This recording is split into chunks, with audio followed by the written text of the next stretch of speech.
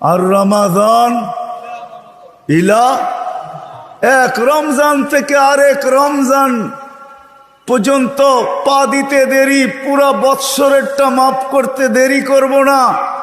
আল্লাহকে যদি বলি তারপরেও যদি কিছু থেকে যায়, তুই মনে হয় ভালো মতে দেখিসই নাই, রহমতের পরেরটাই তো মাগফিরাত 10 দিন, ওটায় পুরা মাপ, কিছু থাকতেই দিব না।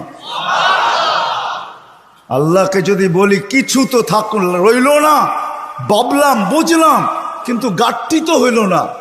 গাঠটি বোঝেন? মনে হয় বোঝেন নাই। কি বুঝছেন? যা কামাইছেন তা খাইছেন, খরচ হয়ে গেছে, কিছু গাঠটি আছে নাকি?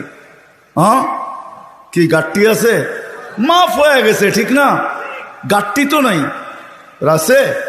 আল্লাহ বলে গাঠটি ভালো তো বাসি, গাঠটির প্রশ্ন চল শেষ 10 দিনে রেখা দিছি লাইলাতুল কদর, এক রাত্র 83 বৎসর, 4 মাস, আর কত বড় গাঠটি চাস? বাঁচবি তো 60-70 বৎসর, এর চেয়ে বড় গাঠটি দিয়া করবিটা কি বল? লাইলাতুল কদর আসে না, আসে না? হ্যাঁ, বুঝাইতে পারলাম?